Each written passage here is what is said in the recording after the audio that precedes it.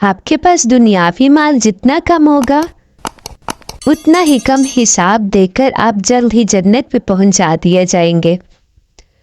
इस वाक्य से हमें ये सबक मिलता है कि दुनियावी माल की मोहब्बत दिल में नहीं रखनी चाहिए।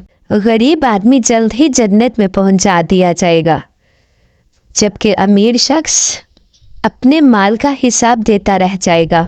आप इस वाक्य से क्या सबक सीखेंगे कमेंट में ज़रूर बताइएगा। इबरतनाक वाक्य है ये हम सब के लिए।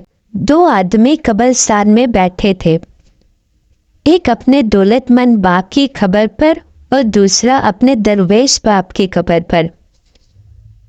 अमीरजादे ने दरवेश लड़के को ताना दिया कि मेरे बाप की कब्र का संदूक पत्थर का है, इसका कुतबा रंगीन और फर्श संगे मरमर का है और फिरोजे की ईंट इसमें जड़ी हुई है।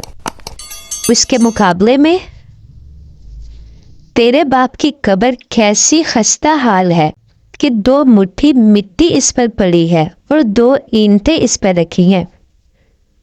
दरवेश ज़ादे ने जवाब दिया, ये दुरुस्त है, लेकिन यह भी तो सोचो कि क़यामत के दिन जब मुर्दे कब्रों से उठाए जाएंगे, इससे पहले कि तेरा बाप भारी पत्थरों के नीचे जंबिश करे, मेरा बाप दहशत में पहुंचा होगा।